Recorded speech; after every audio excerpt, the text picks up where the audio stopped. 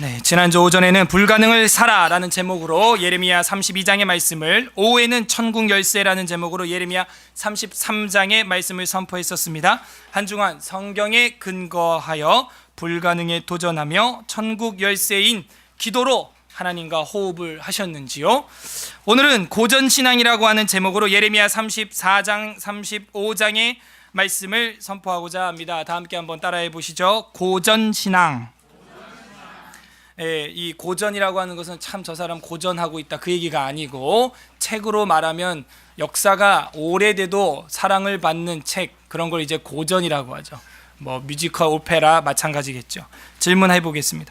여러분이 읽고 보고 싶은 고전은 무엇입니까?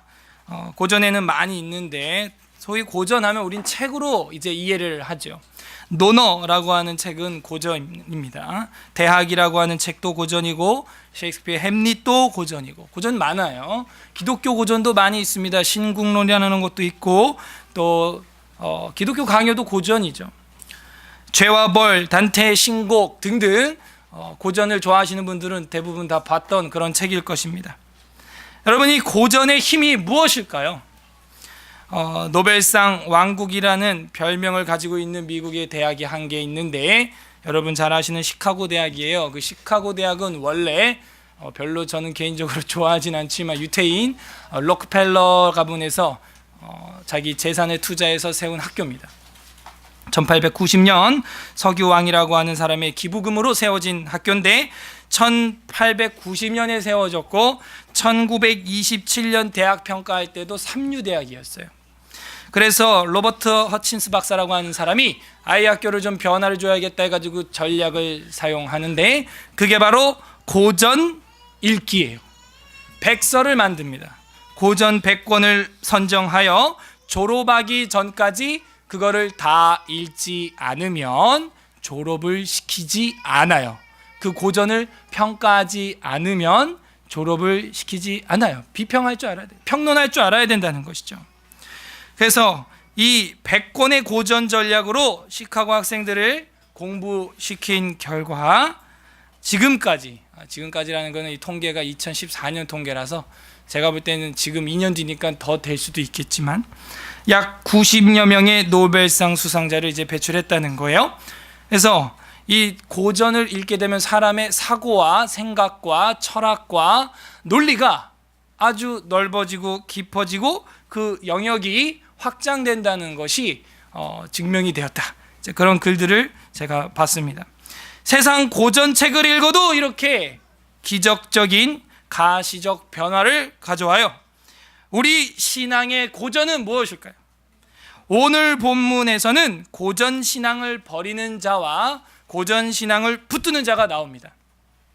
부디 오늘 말씀을 통해서 우리의 신앙이 한 시대만 반짝하고 많은 베스트셀러 같은 신앙이 아니라 시대를 넘나들면서 우리 자녀들에게 대대로 물려주는 고전신앙이 되시기를 주님의 이름으로 소망합니다. 여러분, 한 시대 반짝하는 건 쉬워요. 홍보를 잘하거나 광고를 잘하면 그 교회나 개인의 책이나 홍보될 수 있겠죠. 요즘은 또 출판사나 그런 서점과 계약을 맺고 광고만 잘해도 베스트셀러 올라가더라고요. 여러분, 베스트셀러는요 잠깐 인기예요. 사람도 인기가 잠깐 반짝하다가 지금 안 보이는 사람들이 있죠. TV나 이런 데서 볼 때 말이에요. 베스트셀러 같은 인기를 말해주는 것입니다. 하지만 이 고전이라고 하는 것은 시대를 넘나들면서 시대와 상관없이 사랑받는, 시대와 상관없이 우리가 지금 들어도 그렇게 나도 살고 싶은 신앙인, 그게 고전신앙을 가졌던 사람들이라는 거죠. 우리가 알고 있는 성경의 인물들도 있지만 한국 근현대사에도 많죠. 뭐 소양 주기철 목사님이라든지 손양원 목사님이라든지 개인적으로 저는 또 이제 박윤선 목사님 같은 분은 우리나라 최초로 성경 66권을 다 주석을 하고 설교하신 분이에요. 그런 선배님들이 있습니다. 시대를 아우르면서 세상을 떠났어도 우리에게 설교하고 우리에게 신앙을 전해주는 분이 있다는 겁니다. 오늘 본문 34장은 유다 민족에 대한 경고가 34장입니다. 그리고 35장은 레갑 자손에 대한 축복이 35장입니다. 그래서 이 34장과 35장이 아주 정확히 대비를 이루고 있습니다. 그래서 이 34장은 유다 족속에 대한 경고, 35장은 레갑 족속에 대한 축복.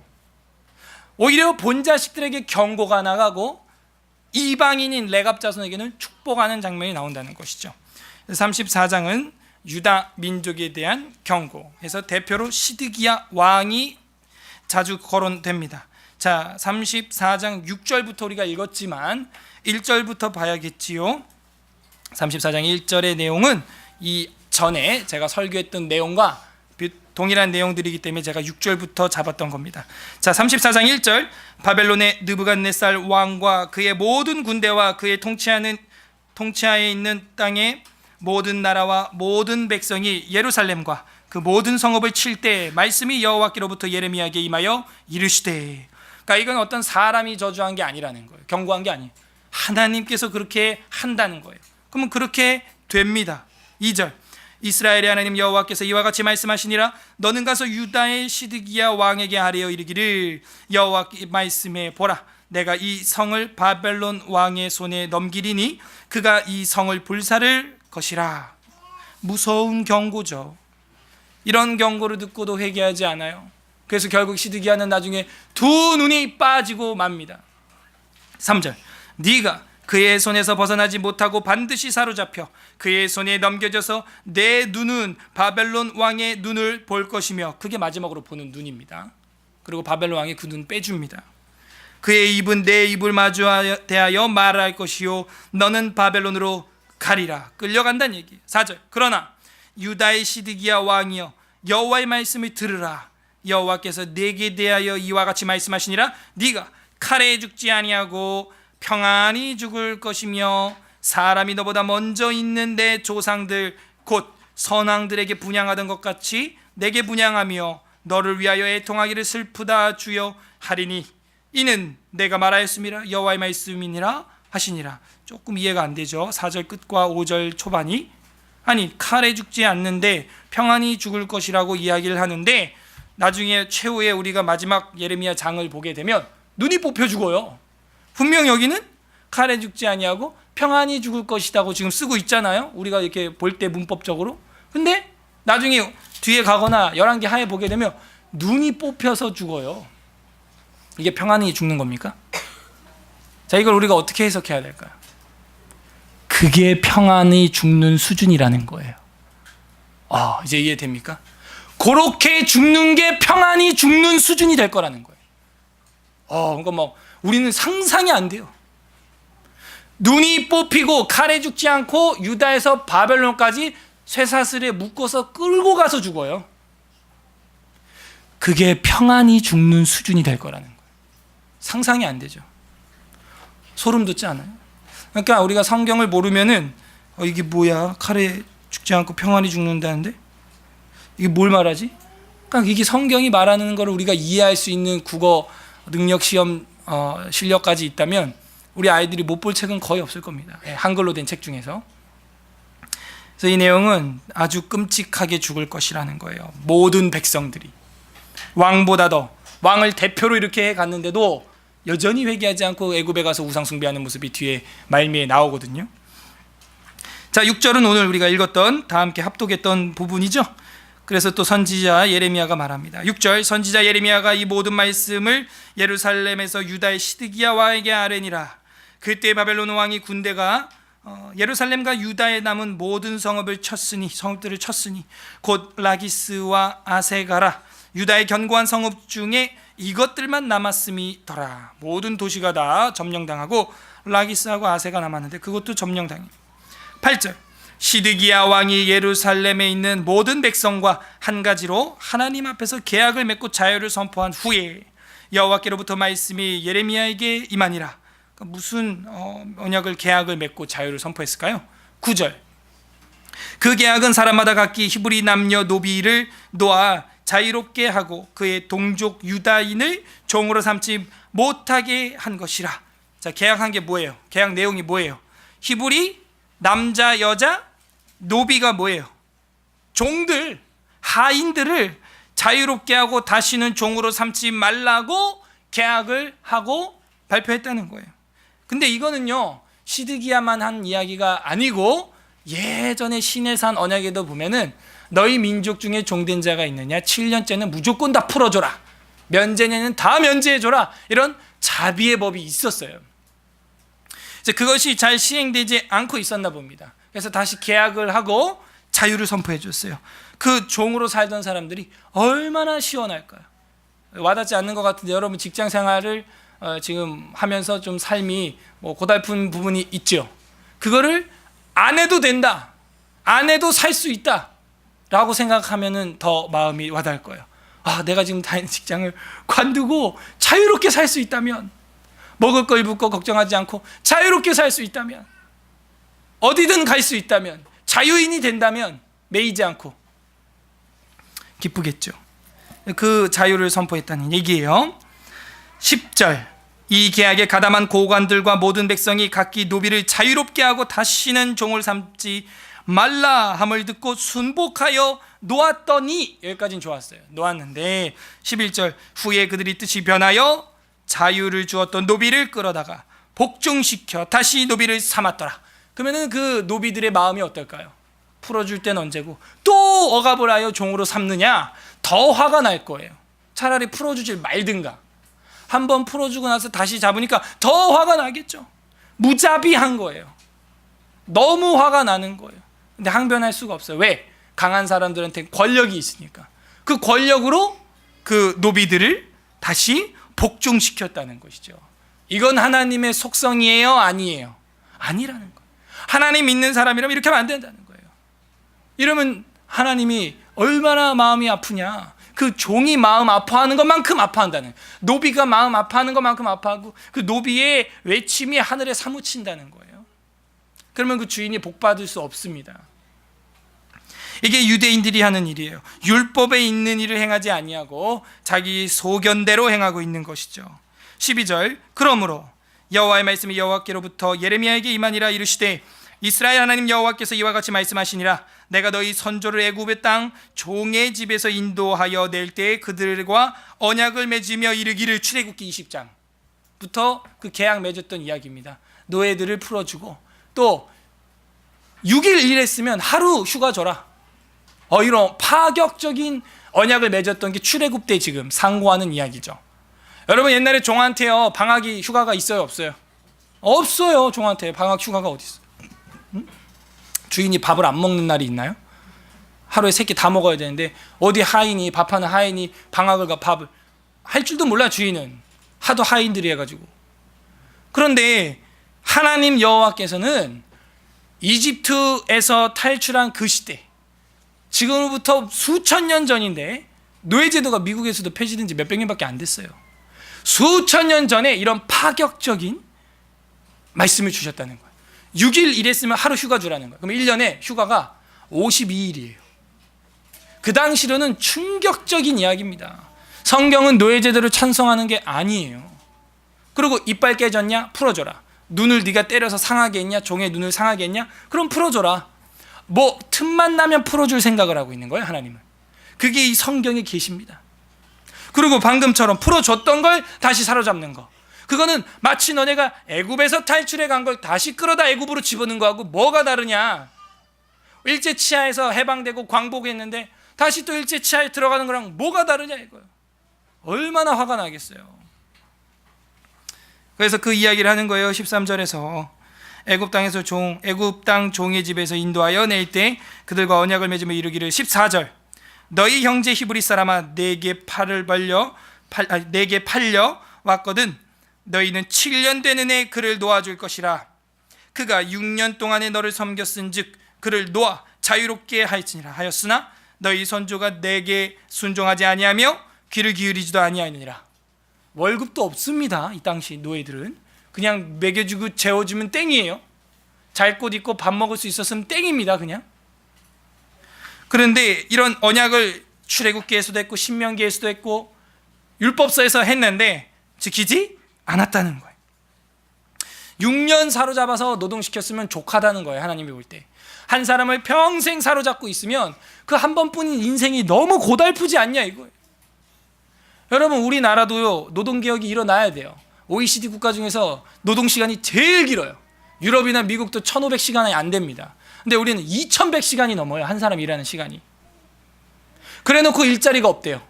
말이 안 되는 소리야. 그 500, 600시간을 잘라서 다른 사람에게 주면 되잖아요. 근데 그걸 못하고 한 사람을 야근 수당 해가지고 막 잡아 돌리고 건강 다 망가지는 거예요. 이번 주에도 어떤 성도 한 분이 젊은 나이에 또 몸이, 그러니까는 열심히 일하다가 그냥 몸만 다 망가져. 그냥 유럽에서는요 벌써 노동개혁이 다 돼가지고 뭐 출퇴근 시간 4시 5시 그냥 딱딱딱 하고 가버려. 그냥 그걸로 남아가지고 야근하면요 그 야근하는 사람을 미개인으로 봅니다. 우리 한국 사람이 가서 거기서 야근 뛰고 막 해가지고 일을 다음 날까지 처리를 해두니까 한국 사람은 기대를 했죠. 우리 한국인의 기질이 발휘하여 야근 철야를 뛰어가지고 일을 처리를 하루 만에 다 해놨어. 그랬더니 다음날 동료들의 눈총을 사는데 가시눈총이에요. 야, 우리가 어떻게 해서 노동개혁을 일어났는데 네가 오밤중까지 그렇게 일을 해놓냐? 너가 그렇게 일함으로 말미암아 다른 집 가장 한 명이 밥벌이를 못하게 되었다. 우리는 뭐 상상을 못하는 일이죠. 우리는 수당 탔다. 외식이나 하자 뭐 이러고 있고. 그러니까 우리나라가 한참 선진국이 아니라는 증거입니다. 이게 아무도 말을 안 해. 노동시간에 대해서. 시급도 마찬가지. 7,000원이 웬 말이야. 외국 나갔다 온 우리 성도들 이야기 들어보면 진짜 가고 싶어. 나도 외국 막 1시간 일하면 보통 한 2, 3만 원 번다는 거예요. 알바만 해도 한 달 생활하는데 넉넉했다는 겁니다. 근데 이거는 알바가 아니라 대기업을 들어가도 녹록치 않아.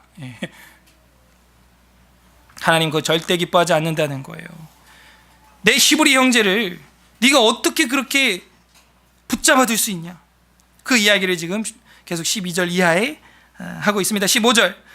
그러나 너희는 이제 돌이켜 내 눈 앞에 바른 일을 행하여 각기 이웃에게 자유를 선포하되 내 이름으로 일컬음을 받는 집에서 내 앞에서 계약을 맺었거늘 너희가 돌이켜 내 이름을 더럽히고 각기 놓아 그들의 마음대로 자유하게 하였던 노비를 끌어다가 다시 너희에게 복종시켜 너희로 노비를 삼았도다. 퇴근하라고 해서 오랜만에 신나게 일찍 퇴근했더니 잠깐만 대리 다시 좀 들어와봐. 얼마나 화나겠어요. 퇴근한 줄 알고 신나게 해방돼서 출 직장에서 나갔는데 다시 잠깐만 들어와봐 해봐요. 그것만 해도 우리가 마음이 답답할 텐데 노비를 자유를 선포하고 계약까지 해준 다음에 다시 잡아버렸다는 17절. 그러므로 여호와께서 이와 같이 말씀하시니라 너희가 나에게 순종하지 아니하고 각기 형제와 이웃에게 자유를 선포한 것을 실행하지 아니하였은 즉 내가 너희를 대적하여 칼과 전염병과 기근에게 자유를 주리라. 너네가 노예에게 자유를 안 주니까 내가 너네한테 질병과 환난을 자유케 해가지고 보내버릴 거야. 이 얘기예요. 여호와의 말씀이니라 내가 너희를 세계 여러 나라 가운데에서 흩어지게 할 것이며 송아지를 둘로 쪼개고 그 두 조각 사이에서 사이로 지나며 계약할 때 그 행위입니다. 내 앞에서 언약을 맺었으나 그 말을 실행하지 아니하여 내 계약을 어긴 그들을 곧 송아지 두 조각 사이로 지난 유다 고관들과 예루살렘 고관들과 내시들과 제사장들과 이 땅의 모든 백성을 자, 요걸 읽어야 우리가 이제 아브라함의 언약이 이해가 되는 거예요. 아브라함이 동물을 쪼개서 그 사이에 지나가고 하나님의 영광이 횃불처럼 지나갔다. 그 얘기가 뭐냐면 지금 이런 계약을 하나님과 아브라함이 옛날에 맺었었다는 거죠. 이 동물이 쪼개졌다는 얘기가 뭐예요? 잘라서 사이에 두고 가운데에 지나가면서 우리가 이 언약을 깨면은 이 동물처럼 우리도 죽어 마땅하다는 맹세를 하는 거예요. 맹세. 근데 그 맹세를 하고 깼기 때문에 하나님께서 너희들을 징계하겠다는 것이죠. 19절 곧 송아지 두 조각 사이로 지난 유다 고관들과 예루살렘 고관들과 내시들과 제사장들과 이 땅의 모든 백성을 20절 내가 그들의 원수의 손과 그들의 생명을 찾는 자의 손에 넘기리니 그들의 시체가 공중의 새와 땅의 짐승의 먹이가 될 것이며 21절 다 같이 읽겠습니다. 21절 시작. 또 내가 유다의 시드기야 왕과 그의 고관들을 그의 원수의 손에 그의 생명을 찾는 자의 손과 너희에게 떠나 바벨론 왕 군대 손에 너희에게서 떠나갔던 바벨론 왕이 또 다시 와서 또 잡을 거야. 너네도 또 다시 잡혀봐. 이런 걸 보여주는 거예요. 그래서 이 34장의 내용을 21절에서 지금 압축을 해주고 있죠. 뭐예요? 유다 민족에 대한 경고예요. 경고. 바벨론 왕 군대 손에 내가 넘길 거야. 22절 여호와의 말씀이니라. 보라, 내가 그들에게 명령하여 이 성읍에 다시 오게 하리니 그들이 이 성을 쳐서 빼앗아 불사를 것이라. 내가 유다의 성읍들을 주민이 없어 처참한 황무지가 되게 하리라. 끔찍하죠. 반면 35장 레갑 자손에 대한 축복이 나오고 있다 하는 거예요. 34장은 유다 정통 아브라함 후손에게 경고를 하는 반면 35장은 알도 듣도 못한 레갑 자손이라고 하는 자들에 대한 축복이 나오고 있다는 거예요. 35장 보겠습니다. 1절 유다 요시야 왕의 아들 여호야김 때 여호와께로부터 말씀이 예레미야에게 임하여 이르시되 너는 레갑 사람들의 집에 가서 그들에게 말하고 그들을 여호와의 집 한 방으로 데려다가 포도주를 마시게 하라 하시니라. 예, 내가 하바시냐의 손자여 예레미야의 아들인 야사냐와 그의 형제와 그의 모든 아들을 모든 레갑 사람들을 데리고 여호와의 집에 이르러 익다리아의 아들 하나님의 사람 하난의 아들들의 방에 들였는데 그 방은 고관들의 방 곁이요 문을 지키는 살룸의 아들 마세야의 방 위더라. 내가 레갑 사람들의 후손들 앞에 포도주가 가득한 종지와 술잔을 놓고 마시라 권하매 그들이 이르되 우리는 포도주를 마시지 아니하겠노라.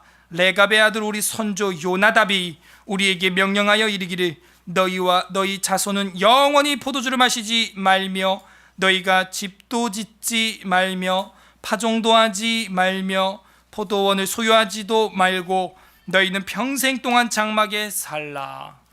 여러 가지로 요청했죠. 첫 번째, 포도주를 마시지 말고. 두 번째, 집도 짓지 말고. 세 번째, 농사 짓지 말고. 네 번째, 포도원 밭도 토지를 소유하지 말고 평생 동안에 천막에 살아라. 한두 개도 아니고 말이죠. 모든 재산을 박탈한 거예요. 그리고 그냥 자유롭게 베두인, 오늘날 베두인입니다. 이 후손이, 레갑의 후손들이 그냥 길거리에서 양 몰고 소 몰고 그러면서 천막 치고 길바닥에서 자는 분들 있죠. 그래서 한 번은 이스라엘에서 관광 사업 하는데 너무 추접스럽다. 쟤네들 때문에 우리 미개국으로 소문 나서 이거 안 되겠다. 이 길바닥에서 거지같이 자고 그 양소 똥 막. 그래서 이스라엘이 성지 중에 성지인데 이래갖고 되겠냐 해서 정부에서 아예 베두인 아파트를 하나 통째로 다 지어줬어요. 그냥 들어가서 자라고 좀 제발. 그랬더니 이 사람들이 들어가서 자는데 양들을 재우더라고. 자기들은 천막에서 나가서 자고 양 우리간처럼 아파트를 쓰는 거야 그냥. 그래서 안 되겠다 해가지고 그냥 자유롭게 놔두고 있답니다. 그 레갑 사람들은 이 언약을 지금도 지키고 있는 거예요. 그 후손들이 몇백 년, 몇천 년이 지났는데도 지금도 지키고, 방금 여기서도 레갑의 아들 우리 선조 요나답, 이 요나답이 언제적 사람이냐면 여러분 이스라엘 왕 중에서 예후라고 하는 왕 기억하십니까? 그 시대 사람이에요. 한참 전의 사람입니다. 이 유다 말기거든요. 지금 이거는 본문이. 근데 이스라엘 중반적 왕조 예후 왕조, 그때 사람을 지금 레갑이라고 하는 건데 그때부터 지금 이때까지도 지키고 수백 년 동안 지키고 있다는 거. 대단한 거죠. 이 레갑 족속은 누구냐면은 모세의 처갓집 되는 그 이드로라고 하는 장인이 있었죠. 모세의 그 이드로가 바로 이 레갑 족속입니다. 이 길에서 이제 배회하면서 그렇게 양과 염소를 치면서 사는 족속이죠. 그러하면 자 7절 셋째 줄, 그리하면 너희가 머물러 사는 땅에서 너희 생명이 길리라 하였으므로 우리가 레갑의 아들 우리 선조 요나답이 우리에게 명령한 모든 말을 순종하여 우리와 우리 아내와 자녀가 평생 동안 포도주를 마시지 아니하며 살 집도 짓지 아니하며 포도원이나 밭이나 종자도 가지지 아니하고 장막에 살면서 우리 선조 요나답이 우리에게 명령한 대로 다 지켜 행하였노라. 아무래도 이렇게 자유롭게 살면 진짜 오래 살 것 같아요. 건강도 하지만 정신적 스트레스도 없을 것 같습니다. 여러분, 우리는 뭐 명절 때만 모이면 그냥 문중 땅, 종중 땅 이야기, 그리고 그거를 다시 되찾아와야 된다 그 얘기, 그거 가지고 유산 문제 이야기, 유산 문제 나와서 형제간에 의상하고 단절하는 이야기, 그러니 뭐 오래 살겠어요? 병 나겠죠. 그래서 이 베두인들은 무소유의 자유, 그래서 무소유의 기쁨, 그것을 맛보고 있는 것입니다. 그래서 이 10절에 보게 되면 장막에 살면서 우리 선조 요나답이 우리에게 명령한 대로 다 지켜 행하였노라. 11절, 그러나 바벨론의 느부갓네살 왕이 이 땅에 올라왔을 때에 우리가 말하기를 갈대아인의 군대와 수리아인의 군대를 피하여 예루살렘으로 가자 하고 우리가 예루살렘에 살았노라. 자, 계속해서 레갑 족속에 대한 이야기입니다. 12절, 그때 여호와의 말씀이 예레미야에게 이르시되 만군의 여호와 이스라엘의 하나님께서 이와 같이 말씀하시니라. 너는 가서 유다 사람들과 예루살렘 주민에게 이르기를 너희가 내 말을 들으며 교훈을 받지 아니하겠느냐. 여호와의 말씀이니라. 14절, 레갑의 아들 요나답이 그의 자손에게 포도주를 마시지 말라 한 그 명령은 실행되도다. 하나님이 여기서 감탄하고 있다는 거 우리가 알아야 돼요. 유다 너희들은 지키지 않는데 레갑 족속에게 말한 것은 지금 실행되고 있도다. 그들은 그 선조의 명령을 순종하여 오늘까지 마시지 아니하거늘 내가 너희에게 말하고 끊임없이 말하여도 너희는 내게 순종하지 아니한도다. 말하고 또 말을 하는데 순종하지 않아요.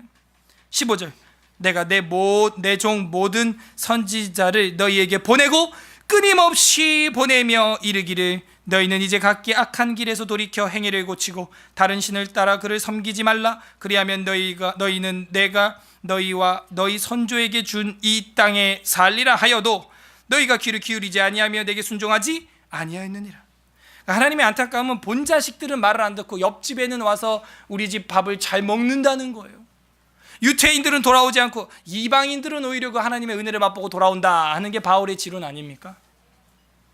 그래서 레갑 족속들은 그 명령을 실행하고 있는데 너희들은 나와 맺은, 피로 맺은, 짐승을 쪼개서 맺은 그 언약도 지키지 않고 있다.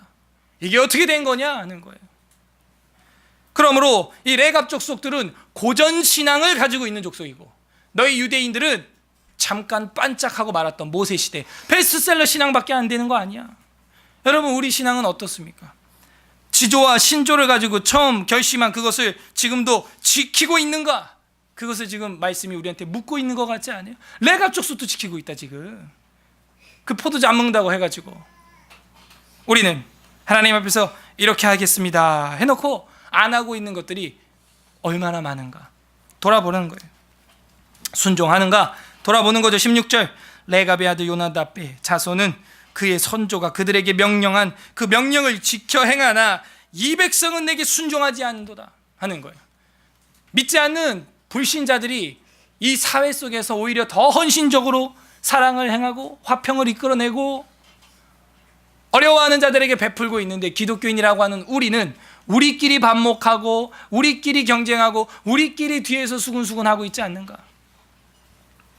순종하지 아니한도다. 그러므로 만군의 여호와 이스라엘의 하나님께서 이와 같이 말씀하시니라. 보라, 내가 유다와 예루살렘의 모든 주민에게 내가 그들에게 대하여 선포한 모든 재앙을 내리리니 이는 내가 그들에게 말하여도 듣지 아니하며 불러도 대답하지 아니함이니라 하셨다 하라. 18절, 예레미야가 레갑 사람의 가문에게 이르되 만군의 여호와 이스라엘의 하나님께서 이와 같이 말씀하시기를 너희가 너희 선조 요나답의 명령을 순종하여 그의 모든 규율을 지키며 그가 너희에게 명령한 것을 행하였도다. 칭찬해주고 있죠. 잘 봐요. 이 18절하고 19절이요 정확히 이 34장 이 20절과 21절과 대비되고 있어요. 유다를 향해서는 20절에서 내가 그들의 원수의 손과 그들의 생명을 찾는 자의 손에 넘기리니 그들의 시체가 공중의 새와 땅의 짐승의 먹이가 될 것이며 뭐 이렇게 끔찍한 이야기가 21절까지 나오는데 레갑 족속에 대해서는 35장 18절과 19절에서 오히려 칭찬해주고 축복해주는 이야기가 나온다는 거예요. 아주 극렬한 대비죠. 자, 우리 마지막 19절 다 같이 한 목소리로 읽겠습니다. 19절 시작. 그러므로 만군의 여호와 이스라엘의 하나님께서 이와 같이 말씀하시니라.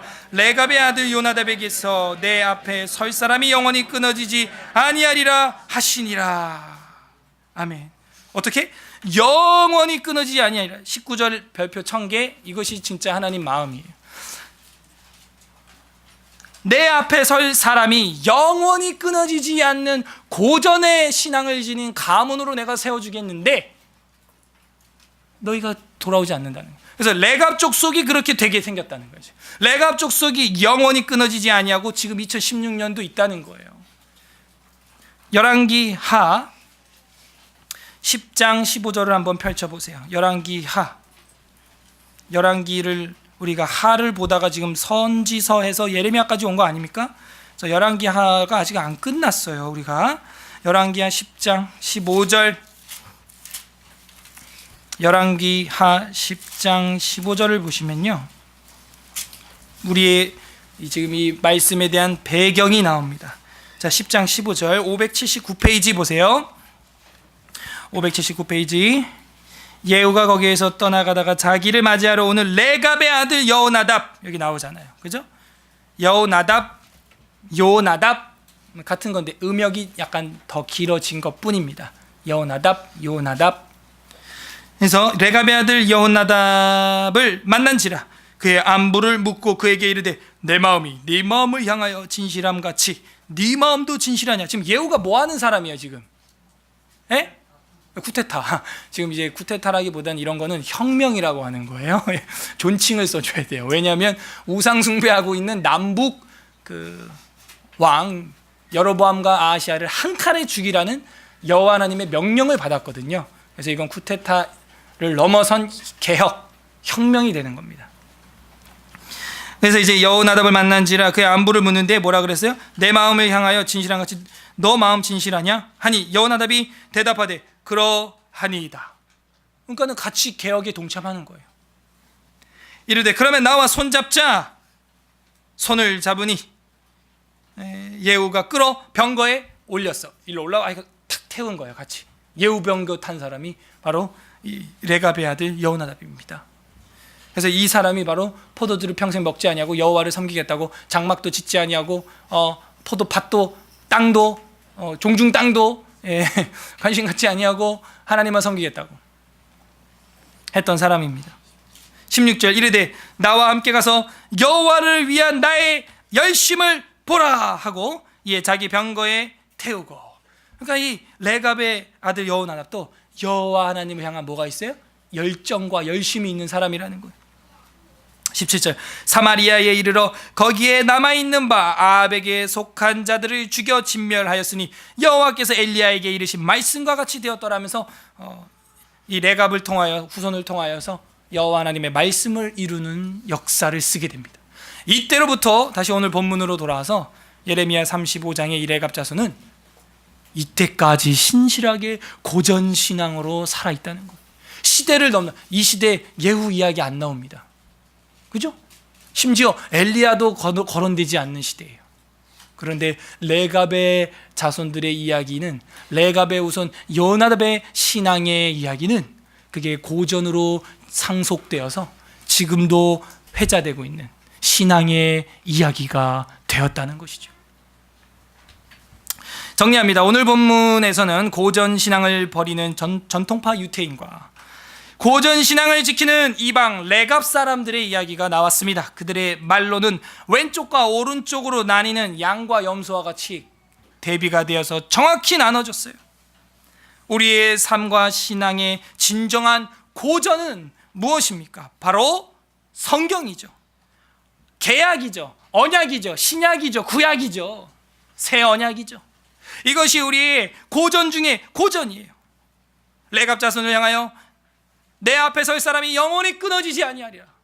우리 가문에, 우리 자녀에게 믿음의 은혜가 상속되고 우리 가문에 하나님 앞에서 그리스도인으로 영원히 끊어지지 않을 자손이 설 수 있는 비결은 바로 이 고전을 지키는 거예요. 바로 그 성경을 지키는 것입니다. 성경은 세계적인 베스트셀러이기도 하지만 세계적인 고전이에요. 고전. 시카고 대학을 변화시킨 정도의 고전이 아니라 우리의 영혼을 변화시키는 고전이, 노벨상을 받게 하는 정도의 고전이 아니라 하늘의 생명의 면류관을 받게 하는 고전인 줄로 믿습니다. 영생의 면류관을 상속받게 하는 것, 그게 성경이라는 것입니다. 우리 교회도 가장 많이 가지고 있는 책이 성경 아니겠어요 지금? 우리 관련 구절 신약성경 요한복음 1장 1절 펼쳐보겠습니다. 신약성경 살펴보고 이제 정리를 할 텐데요, 설교는 이제 마무리를 향해 왔어요. 요한복음 1장 1절, 요한복음 1장 1절 다 같이 읽습니다. 142페이지, 신약성경 142페이지, 요한복음 1장 1절 한 목소리로 읽습니다. 시작. 태초에 말씀이 계시니라. 이 말씀이 하나님과 함께 계셨으니 이 말씀은 곧 하나님. 이 말씀은요, 고전 중에 고전인데 태초부터 있던 말씀이라는 거예요. 태초부터 계시하고 있는 말씀이라는 거예요. 태초에 하나님이 천지를 창조하시니라. 그때로부터 있던 말씀이라는 거예요. 이런 고전이 있으면 가지고 와 보세요. 없어요. 그래서 미국의 대학은 웬만하면 교양 과목으로 성경을 다 가르칩니다. 우리나라는 저는 아직 못 봤어요. 기본으로 다 가르쳐요. 예. 신자든 불신자든 간에 기본으로. 고전 중에 고전이죠. 태초부터 오던 베스트셀러, 몇 세가 찍혔는지 개수가 안 되는 책이에요. 이게 보통 1세에 2,000권이거든요 몇 세가 찍혔는지 개수가 안 되는 책이라고요. 자, 요한복음 같은 장 14절 우리 다 같이 읽겠습니다. 14절 시작. 말씀이 육신이 되어 우리 가운데 거하심에 우리가 그의 영광을 보니 아버지의 독생자의 영광이요 은혜와 진리가 충만하더라. 말씀이 육신이 되어 오신 분이 누구라는 거예요? 주 예수 그리스도라는 거예요. 그분이야말로 고전 중에 고전인데 그분은 태초부터 계셨던 분이라는 거예요. 제가 책만 고전이 있는 게 아니라 그랬습니다. 그 예수 그리스도야말로 우리 영혼의 고전이고 우리의 죄의 문제를 해결할 수 있는 유일한 고전이에요. 그분을 통해서만 인류가 회복으로 돌아갈 수 있다는, 태초의 모습으로 돌아갈 수 있다는 것이죠. 그래서 우리가 예수 그리스도를 믿는 겁니다. 우리 신앙의 고전은 무엇입니까? 요한복음 17장 17절 17 요한복음 17장 17절 한번 펼쳐보겠습니다. 178페이지 178페이지 우리 다 함께 읽겠습니다. 요한복음 17장 17절 시작. 그들을 진리로 거룩하게 하옵소서. 아버지의 말씀은 진리니이다. 결국 우리의 영혼을 새롭게 하는 건 예나 지금이나 예수 그리스도 시대나 아브라함 시대나 하나님의 말씀을 붙들고 따라갈 때 그 계약을 지키고 나갔던 레갑자손처럼 그 말씀이 그들을 거룩하게 하여 영원히 설자를 끊이지 않게 하리라 한다는 거예요. 사도행전 2장으로 가겠습니다. 사도행전 2장 16절 189페이지 189페이지 신약성경 사도행전 2장 16절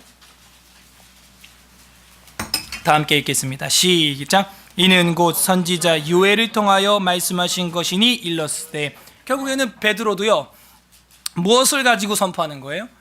수백 년 전에 요엘 선지자의 책, 고전이죠, 고전. 그 말씀을 가지고 선포하는 거예요. 성령 충만한 오순절 마가의 2층 집에 그 은혜가 그 고전을 따라가는 사람들에게 임하는 역사적인 순간이라는 거예요. 이 고전에는 파워가 있어요. 힘이 있어요. 예상치 못할 가공할 만한 능력이 나타납니다. 5장 20절 사도행전 5장 20절 제가 읽겠습니다. 가서 성전에 서서 이 생명의 말씀을 다 백성에게 말하라 하매. 뭐예요? 무슨 말씀? 생명의 말씀이라는. 이 고전은요 대학 하나를 살리는 정도가 아니에요.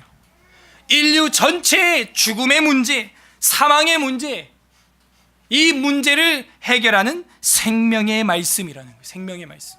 고전의 고전이죠, 진짜. 6장 4절 한번 또 보겠습니다.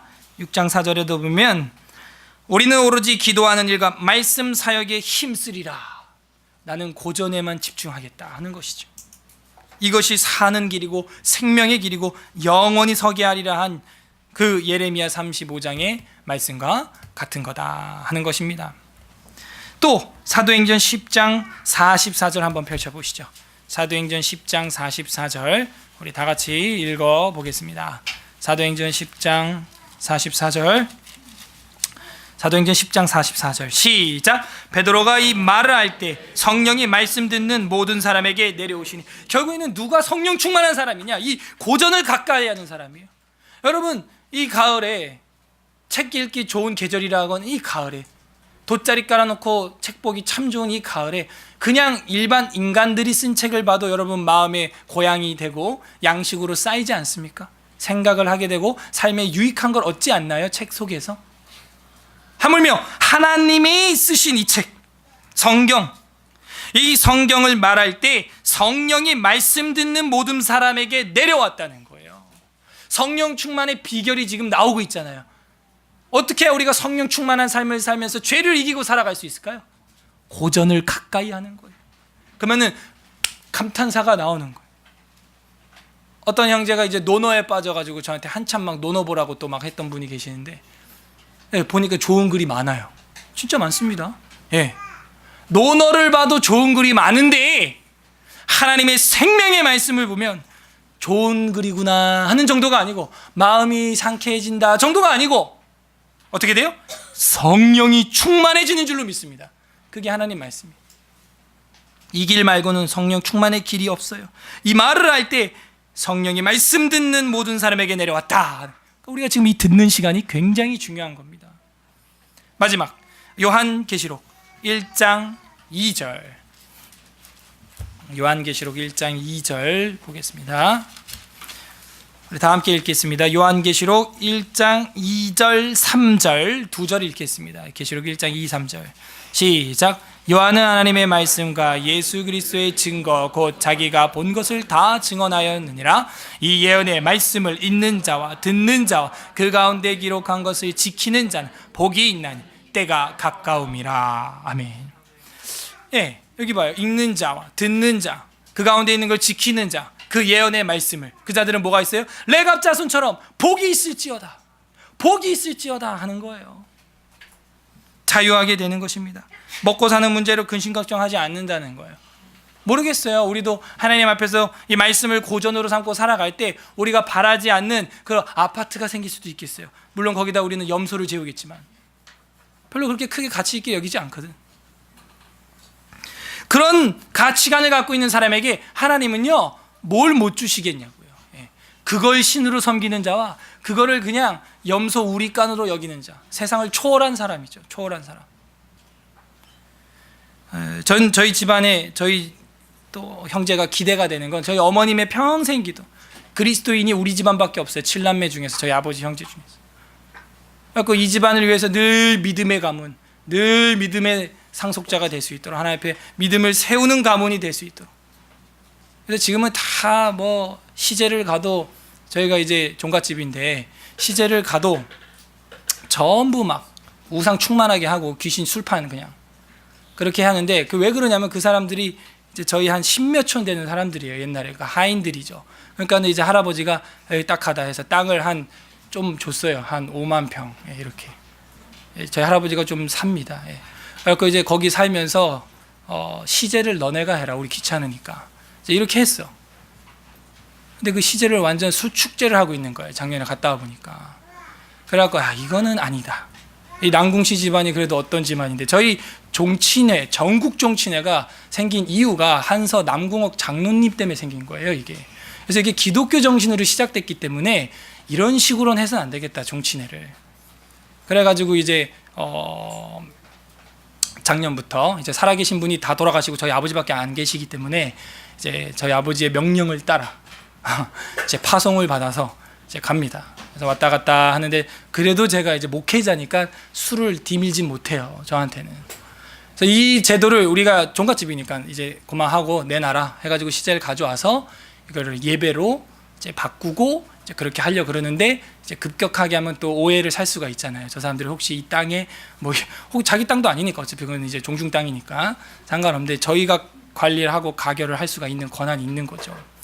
근데 그 믿음의 이 가문으로 이제 갈 수 있는 길이 이제 열린 거예요. 제가 볼 때는 뭐 큰아버지들한테는 죄송한 얘기지만 돌아가셔서 이제 가셨고, 이제 저희 집에 아버지께서 이제 하시는데 또 재미있다고 해야 되나? 딱 보니까 손이 없어. 전부 딸밖에 없는 거예요. 그러니까 남자가 한 명 딱 있는데 그게 대제사장 남궁 아론이야.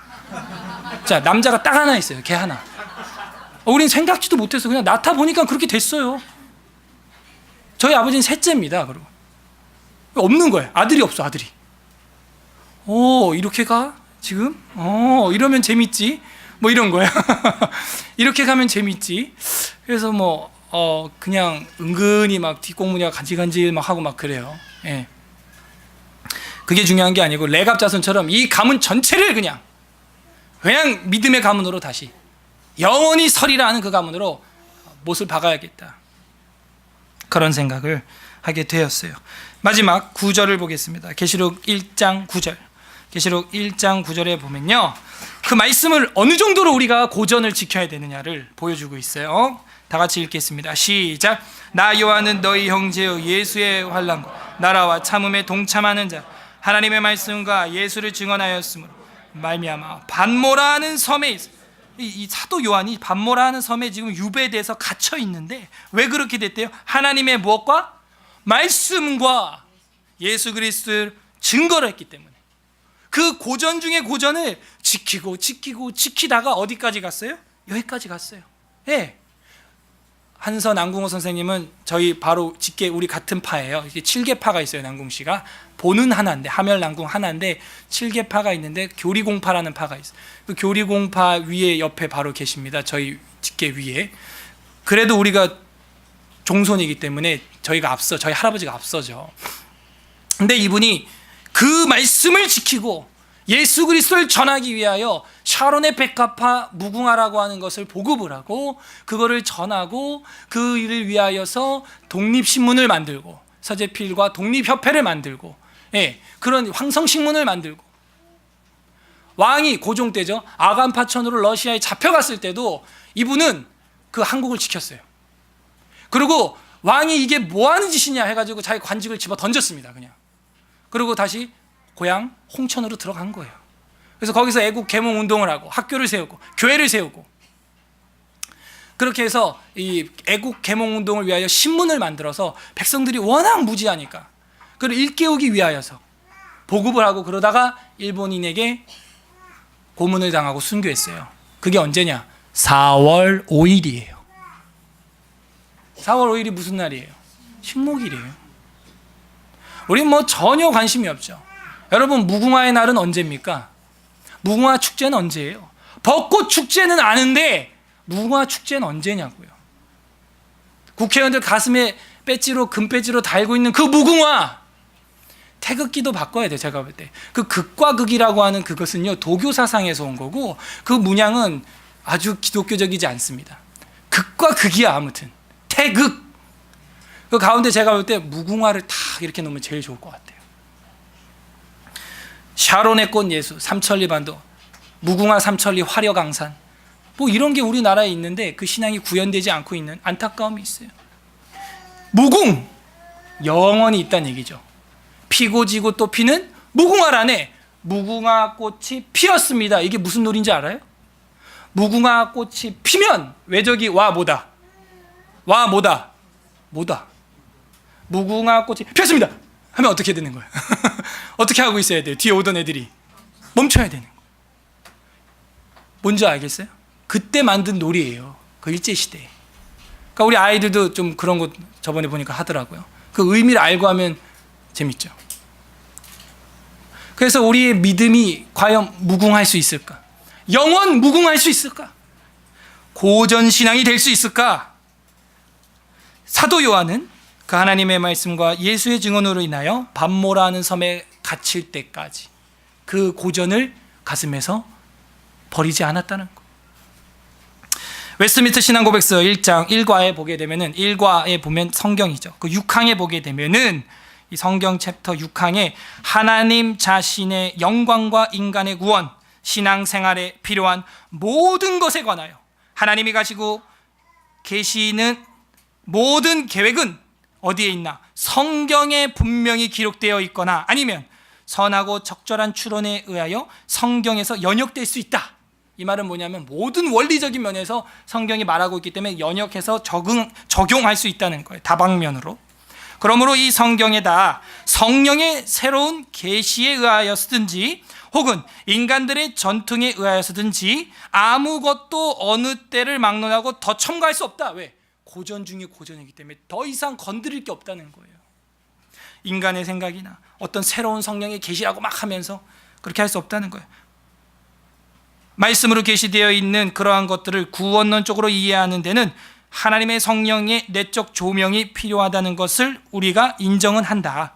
또한 하나님께 드리는 예배와 교회의 정치에 관하여는 인간적인 활동이나 단체에서도 찾아볼 수 있는 어떤 격식들이 있다는 것을 우리가 인정한다.